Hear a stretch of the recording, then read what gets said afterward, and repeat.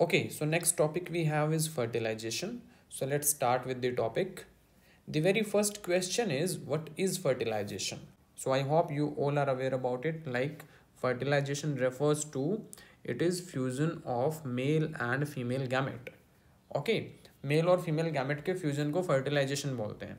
इसका साइट भी हम पहले ही पढ़ चुके हैं. It's site is ampulla part of the fallopian tube. कौन सा होता है ampulla part? This is the ampulla part, right. Now sir, requirement क्या है फर्टिलाइजेशन के लिए? The very first requirement for fertilisation is presence of ovum and sperm.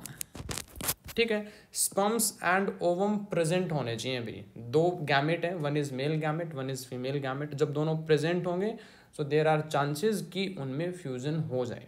Fusion हो जाएगा, this is known as fertilisation. Okay, now sperms are actually deposited in the female reproductive tract in vagina. Vagina में sperms का deposition होता है. Vagina से they actually travels along with the FRT, that is female reproductive tract, and reaches at the site of fertilization. और site of fertilization क्या होता है? Ampulla. तो सपोज स्पर्म्स ट्रेवल करके पहुंच गए एम्प्यूला में. एम्प्यूला पे we have sperm like this. Okay, ये ऐसा नहीं है कि डिपोजिशन होने के तुरंत बाद स्पर्म एम्प्यूला में पहुंच जाता है. It actually takes time. कैसे जाता है वो हम पढ़ेंगे अभी आगे. नाउ ओव्यूलेशन के बारे में we have studied already. Ovulation refers to what? Release of secondary oocyte from ovary. This secondary oocyte is nothing but, इसी को क्या बोलते हैं? ओवम बोलते हैं. And this process is known as ovulation. इसके बाद क्या होगा? This secondary oocyte is actually swept in the fallopian tube and it also reaches at the site of fertilisation, that is ampulla. तो सपोज ये हमारा यहाँ पे क्या आ गया है? सेकेंडरी oocyte आ गया है. जब दोनों गैमेट एक दूसरे की विसिनिटी में प्रेजेंट होंगे then there are chances of fertilisation. So the thing is, both male and female gamete should be present at the same time in order to get fertilization, है ना. इसी चीज को मैंने लिखा हुआ है यहाँ पे थोड़ा सा डिटेल में. Like, after deposition into female genital tract, sperms remain viable for 48 to 72 hours. Maximum is 72 hours. Sir मतलब क्या है इसका? भाई स्पर्म्स का यहाँ पे डिपॉजिट होने के बाद फीमेल के सिस्टम में they can remain viable for max to max 72 hours. Okay, second thing is ovulation के बाद ओवम की भी वायबिलिटी होती है and it is around 24 hours only. Means यहाँ से ओवम रिलीज होने के बाद it reaches to the site of fertilisation, that is at ampulla. ये एम्प्यूला में पहुंचेगा and at ampulla this secondary oocyte और ovum can wait for 24 hours only. मतलब अगर 24 आवर्स में स्पर्म का अराइवल नहीं हुआ, दिस विल गेट डिजेनरेट और डिजेनरेट होके it will come out along with the menstrual flow. ठीक है, तो सिचुएशन थोड़ी समझने की कोशिश करो. भाई स्पर्म से डिपॉजिट होने के बाद मैक्सिमम टू मैक्सिमम 72 आवर्स तक सर्वाइव कर सकते हैं फीमेल रिप्रोडक्टिव ट्रैक्ट में. And at the same time ovum release होने के बाद मैक्सिमम 24 आवर्स तक सर्वाइव कर सकते हैं, है ना. सो यहाँ पे NCERT has given a statement like कि fertilization can occur within 12 to 24 hours after ovulation. भाई सही बात है, ओव्यूलेशन के तो बाद ही फर्टिलाइजेशन पॉसिबल है और उसमें टाइम लिमिट भी कितना है? 12 या 24. 24 के बाद तो सर ये ओवम ही वायबल नहीं रहेगा. फिर स्पर्म्स अगर पहुंच भी जाएंगे यहाँ पे तो फर्टिलाइज किसको करेंगे वो, राइट. तो मतलब फर्टिलाइजेशन के लिए एक टाइम डिसाइड किया गया कि ओव्यूलेशन के मैक्स टू मैक्स 24 आवर्स तक क्या होना चाहिए? स्पर्म्स की एंट्री होनी चाहिए, क्योंकि 24 आवर्स तक ही ओवम वायबल रहता है. Okay, so that's why we have written like for fertilisation to takes place sperms must be present at the time of ovulation. और इसी चीज को एनसीईआरटी ने कैसे लिखा है?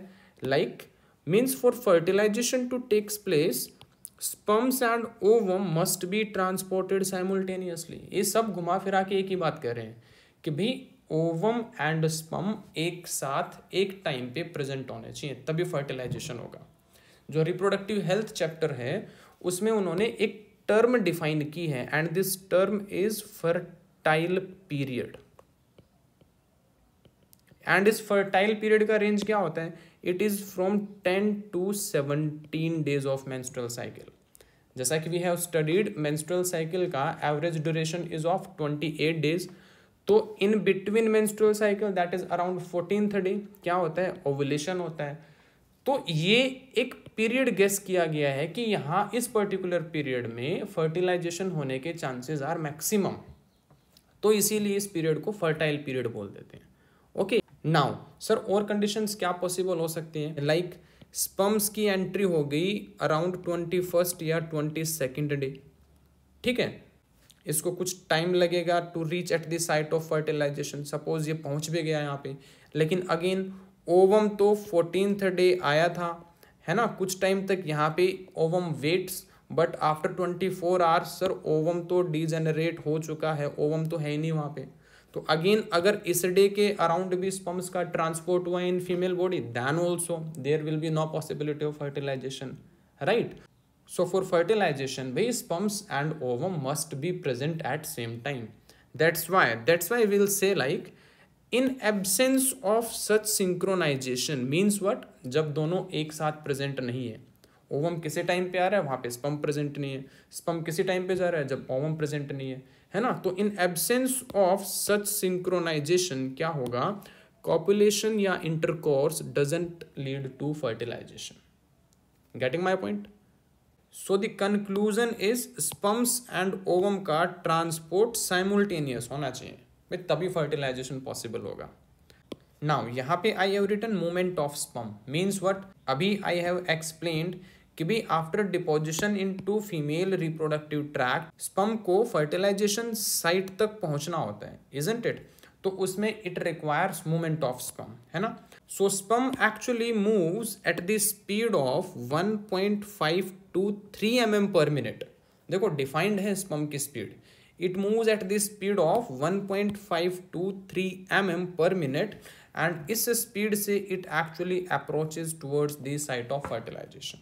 Okay, now we have studied like कि एक एक्सेसरी ग्लैंड पढ़ा था हमने मेल रिप्रोडक्टिव सिस्टम में, सेमाइनल वेसिकल, उस सेमाइनल वेसिकल का एक सीक्रेशन था प्रोस्टाग्लैंडिन, एंड इस प्रोस्टाग्लैंडिन का फंक्शन क्या होता है, it results in contraction of smooth muscles of the uterus. So again जैसे ही इन स्मूथ मसल्स में कॉन्ट्रैक्शन होगा, ये भी स्पर्म की एंट्री को फैसिलिटेट करेंगे towards the site of fertilization. Getting my point? Second thing is in female reproductive tract sperms also undergo capacitation। Sir capacitation क्या होता है? Capacitation से एक्चुअली अगेन कहीं ना कहीं स्पर्म की मूवमेंट इनहेंस होती है। मूवमेंट कैसे इनहेंस होगी? फर्स्ट थिंग इज जितना भी स्पर्म के ऊपर कोटिंग सब्सटेंस है जिससे कि उसका वेट बढ़ता है, इन सब का रिमूवल हो जाएगा। सो यहाँ पे I have written like removal of coating substance. Second thing is sperm के अंदर एंट्री हो जाएगी of Ca2+ and this Ca2+ in turn it results in whiplash movement of sperm. Whiplash means what, sperm की tail में कुछ ऐसी movement start होगी, और अगर ऐसी मूवमेंट होगी तो again it is going to facilitate the movement of sperm, है ना। सो इन FRT स्पर्म्स में कैपेसिटेशन होता है, इसका purpose is to facilitate the movement of sperm so that they can reach to the site of fertilization. Okay, now fertilization में there are some events, कुछ events होते हैं fertilization, but before going into detail of these events we should know the structure of ovum. So this diagram is from NCERT। इस structure में आप देख रहे हो जो ग्रीन कलर के सेल्स मैंने बना रखे हैं आउटसाइड, इनको हम बोलते हैं they are known as corona radiata. Okay, इसके नीचे जो ये लेयर है, this particular layer is known as zona pellucida. Zona pellucida के नीचे एक स्पेस आ जाता है, दिस पर्टिकुलर स्पेस, इस स्पेस को हम क्या बोलते हैं, this is known as perivitelline space. And finally we have the plasma membrane of ovum, innermost layer. Okay, this is known as plasma membrane. Now अब होगा क्या, स्पर्म को इस ओवम को फर्टिलाइज करने के लिए क्या करना है, सारी लेयर्स को पेनिट्रेट करना है और फाइनली अपना जो DNA है वो ओवम के साइटोप्लाज्म में रिलीज करना है। तो सबसे पहले कोरोना रेडिएटा हटाना है, फिर जोना पेलुसिडा हटाना है, फिर पेरिविटिलिन स्पेस में आके प्लाज्मा मेम्ब्रेन को भी डाइजेस्ट करना है, उसके बाद कहीं स्पर्म की एंट्री होगी ओवम के साइटोप्लाज्म में, और फिर इस साइटोप्लाज्म में जैसे ही वो अपना DNA रिलीज करेगा, ओवम का DNA स्पर्म का DNA gets fused, result in formation of zygote. So one by one we'll see how it is achieved. So it is actually explained under the heading that is events of fertilization, and it includes, सबसे पहले is acrosomal reaction, second is cortical reaction, third one is karyogamy. Acrosomal reaction एक नाम सुना था हमने sperm के case में, sperm के हेड में एक स्ट्रक्चर होता है उसको बोलते हैं एक्रोसोम, एंड इस एक्रोसोम में होती हैं sperm lysins. We have studied it earlier in male reproductive system. And sperm lysin नाम ही इंडिकेट कर रहे स्पम्स को हेल्प करेंगे to lyse the ovum. Getting my point? So the very first reaction is acrosomal reaction. इस acrosomal reaction में क्या होता है, जो भी एक्रोसोम के अंदर ये स्पम लाइसिन्स प्रेजेंट होती हैं इन सब का रिलीज होता है one by one.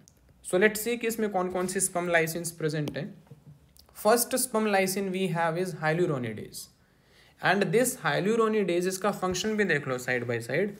It dissolves hyaluronic acid. Sir ये हाइलुरोनिक एसिड तो आपने बताया नहीं कहीं भी, पूरा स्ट्रक्चर बता दिया, there is no hyaluronic acid. तो कहाँ किसको डिजोल्व कर रहे हैं स्पम? एक्चुअली ये जो कोरोना रेडिएटा सेल्स है ना, इनके बीच में हाइलुरोनिक एसिड प्रेजेंट है, and this acid is actually cementing these corona radiata cells together. मतलब कि ये हाइलुरोनिक एसिड इन सेल्स को आपस में होल्ड करके रखे हुए है. Getting my point? तो जब इन सेल्स को डाइजेस्ट करना है या जब इन सेल्स को डैमेज करना है तो सबसे पहले तो इनके आपस का कॉन्टैक्ट ब्रेक करना पड़ेगा, एंड उसी के लिए the very first sperm lysin that is hyaluronidase, it is released and it results in dissolution of hyaluronic acid. So I have written here कि हाइलुरोनिक एसिड क्या करता है, it helps in cementing of corona radiata cell.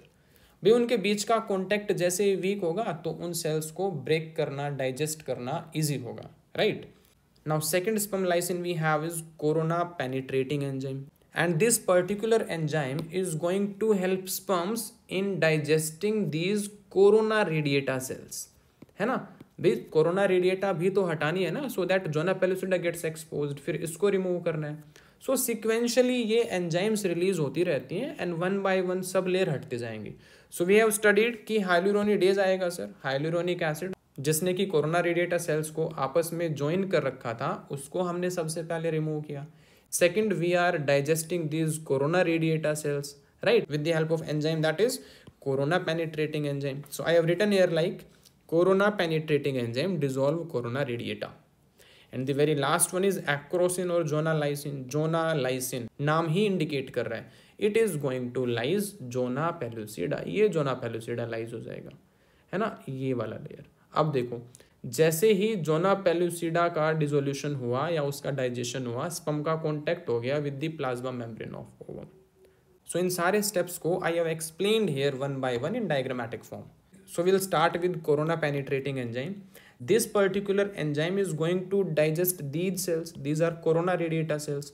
So next diagram में there is no corona radiata, मतलब कि वो digest हो चुकी है.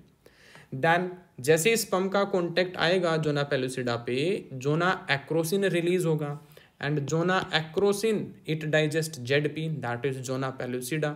सो जोना पेलुसिडा के डाइजेशन के बाद स्पम का कॉन्टैक्ट हो गया with the plasma membrane of ovum. Now as sperms had come in contact of plasma membrane of ovum, this plasma membrane results in formation of fertilization cone, also known as cone of reception. It is labeled in the diagram also. Like you can see, जो plasma membrane था ovum का, उसने यहाँ पे एक कोन बना लिया है, और इस कोन को हम क्या बोलते हैं, this is known as fertilization cone. Its function is actually to receive sperms, ये स्पम्स को रिसीव करेगा. एंड फर्टिलाइजेशन कॉन बनने के बाद की क्या स्टेज आएगी भाई, स्पम के हेड की एंट्री हो जाएगी इनटू ओवम. ओके, सो इस पर्टिकुलर डायग्राम में मैंने ये यहाँ पे डॉट शो कर रखा है. It actually indicates the genetic material of sperm. Okay, means fertilization cone बनने के बाद स्पम की एंट्री हो चुकी है ओवम में. नाउ सर स्पम्स का नंबर तो बहुत ज़्यादा होता है, around 200 to 300 million sperms are deposited in female reproductive tract, है ना. तो ये कौन इंश्योर करेगा कि भाई एक ही स्पम का जेनेटिक मटेरियल अंदर पहुंचे. सो उसके लिए there are some mechanisms which prevent polyspermy. पहला mechanism I have shown in this diagram. So in order to prevent polyspermy क्या होता है, after entry of sperm into ovum, ovum के अंदर Na+ का इन्फ्लक्स हो जाता है. ये देखो डायग्राम में विजिबल है कि ओवम के अंदर Na+ की एंट्री हो रही है. और अगर थोड़ा बहुत नर्वस सिस्टम का आइडिया है आप लोगों को, जैसे ही किसी मेम्ब्रेन से Na+ का इन्फ्लक्स होता है, इस पर्टिकुलर प्रोसेस को हम बोलते हैं डीपोलराइजेशन. आ रही बात समझ में? Means what I want to say कि after entry of sperm into ovum, the ovum plasma membrane gets depolarized. और डीपोलराइज्ड होने के बाद उस पर एक चार्ज डिस्ट्रीब्यूशन आ गया. भाई Na+ अंदर आया है तो अंदर क्या हो जाएगा, पॉजिटिव, और बाहर मेम्ब्रेन हो जाती है नेगेटिव. यही चीज़ डायग्राम में भी बनाई है, like inside is positive, outside is negative. तो जब भी किसी मेम्ब्रेन में ऐसी कोई पॉसिबिलिटी बनती है कि charge distribution is inside positive and outside negative, इसको हम बोलते हैं depolarised membrane. Okay, and once this membrane gets depolarized, it wouldn't allow further entry of sperms. Okay, so I have written here like जो depolarization होता है plasma membrane ovum का, it provide fast block to polyspermy. मतलब कि कहीं ना कहीं prevent कर रहा है पॉलीस्पर्मी को, और एंश्योर किसको कर रहा है, मोनोस्पर्मी को. Isn't it? सर ये फास्ट ब्लॉक क्यों लिखा आपने यहाँ पे? What is the meaning of fast block? Actually जो ये डीपोलराइजेशन होता है मेम्ब्रेन का, it occurs in a very short duration. It actually takes 0.5 millisecond. तो स्पर्म की एंट्री के बाद within this particular duration of time membrane gets depolarized. So there is no chance for any other sperm to penetrate the ovum. That's why we have mentioned it is known as fast block to polyspermy. Okay, so this is regarding the explanation कि how actually sperms gets entry into the ovum and how monospermy is ensured and polyspermy is prevented. ये सारी चीज़ I have written here, so I'm just going through it. like कि after dissolution of corona radiata, zona pellucida exposed हो गया. yes, सही बात है sir, zona pellucida expose हो गया था. Now as zona pellucida gets exposed, sperms bind to its receptor. उन receptors को क्या बोलते हैं, ZP3 receptor बोलते हैं. And this binding in turn induces release of zona lysine या acrosine. Again zona lysine, it is going to lyse the zona pellucida, isn't it? So next क्या होगा is that is dissolution of zona pellucida. Zona pellucida भी digest हो जाएगा sir. And after this sperm का head comes in contact with the plasma membrane of secondary oocyte. And जहाँ पे भी वो contact करेगा secondary oocyte की plasma membrane पे, वहाँ पे क्या बनने वाला है, वहाँ पे cone of reception बनने वाला है to receive the sperm. Okay, so I have mentioned here like at the site of contact of sperm with plasma membrane of ovum, cone of reception is formed.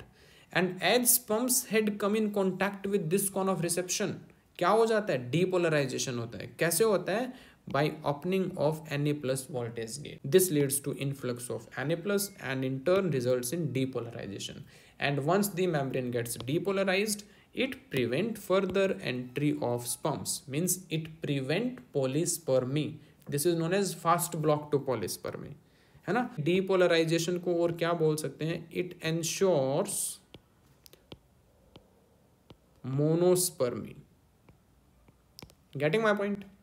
So this is regarding the first event of fertilization known as acrosomal reaction. Now second event we have is cortical reaction. Cortical reaction में देखो actually क्या होता है, first I will explain it with the help of diagram. जैसे ही ओवम की membrane gets depolarized, this depolarization induces endoplasmic reticulum of ovum to release Ca2+, calcium ion का रिलीज करा देगा. And this calcium ion in turn actually help in deposition of the cortical granules. ये cortical granules यहाँ distributed होते हैं throughout the cytoplasm of ovum. इन cortical granules का deposition करा देगा at the site of entry of sperm. So इससे क्या होगा, जहाँ से स्पर्म्स की एंट्री हुई थी ना, वो मेम्ब्रेन भी रिपेयर हो जाएगी. फर्स्ट टाइम पे कोई रिपेयरिंग नहीं था, जस्ट मेम्ब्रेन गेट्स डीपोलराइज्ड और उसने सभी स्पर्म्स की एंट्री को ब्लॉक कर दिया था. लेकिन in order to ensure monospermy, this cortical reaction comes into play. Okay, so यही चीज मैंने लिखी है यहाँ पे. Like depolarization of ovum results in a release of calcium ion, and this calcium ion actually brings the cortical granules at the site of entry of sperm, and this repairs the plasma membrane of the ovum. अब इस repaired plasma membrane को हम क्या बोलते हैं, इसको बोलते हैं fertilization membrane, and the formation of this fertilization membrane further prevents entry of sperms, and this is known as what, slow block to polyspermy. पहले वाला क्या था, fast block to polyspermy due to depolarization. This one is slow block to polyspermy. And why it is known as slow block? Because it comparatively takes more time than depolarization.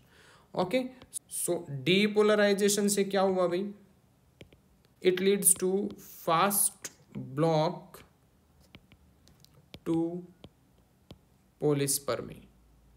Directly questions आते हैं. And cortical reaction ने क्या किया, it is responsible for slow block to polyspermy. So दो level पे हमने कहीं ना कहीं पॉलिस्पर्मी को प्रिवेंट किया है. Okay, now the last event is karyogamy. I hope you guys are aware of it. Karyogamy is nothing but refers to fusion of nucleus of male and female gamete. That is fusion of the nucleus of sperms and ovum, and जैसे उनका fusion होगा results in formation of diploid zygote. Okay, so this is all about fertilization कि sir कैसे sperms की entry होती है, फिर capacitation होता है female की body में, and this capacitation facilitates the movement of sperms towards the site of fertilization. फिर यहाँ से secondary oocyte आएगा, it reaches to ampulla, and at ampulla it waits for the sperm. And अगर sperms and ovum दोनों एक साथ यहाँ पे पहुँच जाते हैं, then it leads to what, it leads to fertilization, and finally the product of fertilization is nothing but formation of zygote. So here we have written like finally it results in formation of diploid zygote. Okay, now zygote का आगे development होना है, and this will cover under the topic embryonic development. Okay, so this is all from my side regarding fertilization. I hope you like the lecture, and I hope you understand each and everything. In next lecture, we'll cover embryonic development. In the meantime, please don't forget to share this video with your friends. Till then, take care, bye bye, and have a nice day.